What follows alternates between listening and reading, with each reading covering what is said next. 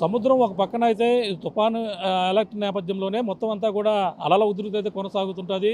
కానీ తుఫాను దాటిన తర్వాత, తుఫాను తీరం దాటిన తర్వాత కానీ ఈ యొక్క ఉప్పాడ సముద్ర తీరంలోనే ఈ మత్స్యకారులందరూ కూడా ఈ అలల ఉధృతి తగ్గిన తర్వాత అయితే బంగారం అన్వేషణ కోసం అయితే వెతుకులాట అయితే ప్రారంభిస్తుంటారు.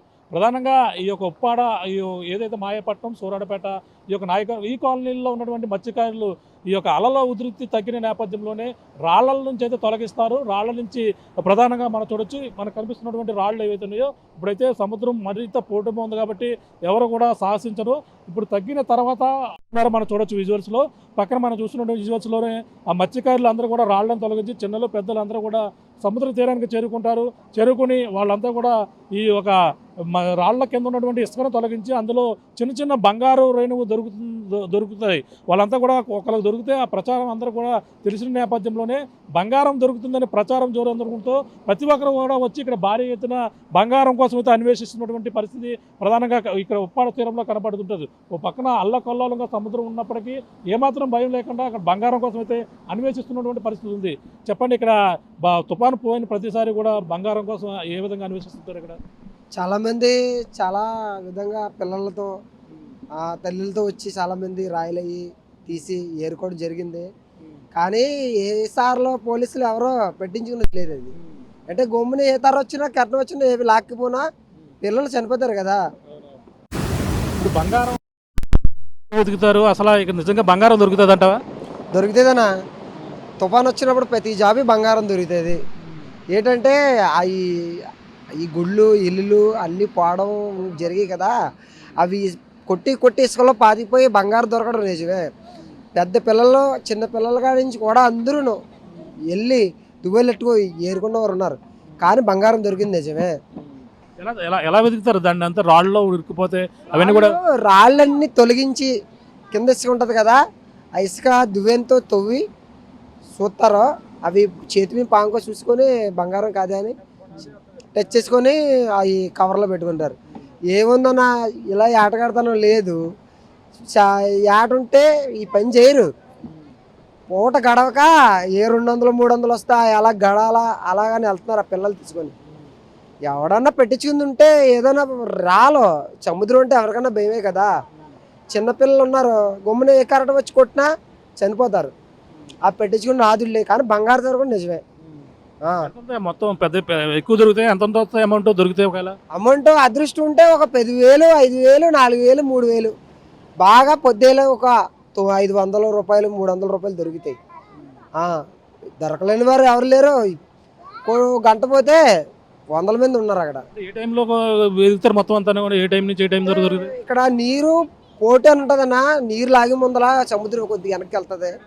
అప్పుడు ఆ టైంలో ప్రతి ఊరు వచ్చి దువ్వెలు వచ్చి పిల్లలతో సహా వచ్చేసి దువ్వుకుంటారు. ఎందుకమ్మా ఇలా చేస్తున్నారు అని అడిగితే ఏం చేయం బాబు, మా పొట్ట గడవట్లేదు, తుఫాన్ వచ్చినా ఎవరు పెట్టించుకునేది లేదు, ఈ రాయలన్నీ తొలగించుకుంటే ఏదో మా అదృష్టం, మా ఇంట తొలిపి తడుతుందని అనుకుంటున్నాం. ఎంత వస్తాయి ఒకవేళ దొరికితే? ఒకవేళ చిన్న చిన్న అమౌంట్ దొరికితే ఎంత వస్తుంది?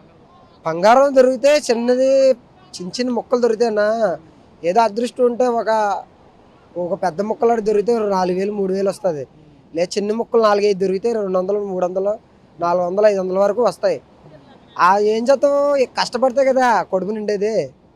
ఆ పిల్లలు తీసుకొని వెళ్ళి ఆ రాయలు ఎత్తి గమ్మున కోళ్ళ మీద నడిపోయినా ఆ పిల్లలకి దెబ్బలు తగిలితాయి. దెబ్బలు తగిలే పరిస్థితులు ఉన్నాయి అప్పుడు గతంలో జరుగుతాయి. తెగలపడి గమ్మున చేతిలో రాయి జారితే దెబ్బలు తెగలకుండా ఉండవు కదా. చాలా మంది చిన్న చిన్న దెబ్బలు తగిలాయి. ఓటగుడ్డు కోసం ఆ దెబ్బలు లెక్క చేయరు కదా. చిన్న చిన్న రేణులో దొరుకుతాయి. అంటే అసలు ఎక్కడి నుంచి వస్తాయి మరి బంగారం? సముద్రంలో ఎలా ఉంటాయి? సముద్రంలో ఎలా వస్తాయంటే మునుపు ఎన్నో గుళ్ళు ఎన్నో ఇల్లులు పోయానా. అంటే మన ముత్తాతలు తాతలు ఉన్నారు కదా, వాళ్ళ కింద ఇల్లులో బంగారం అది పెట్టి ఇల్లు పెట్టివారంట కదా.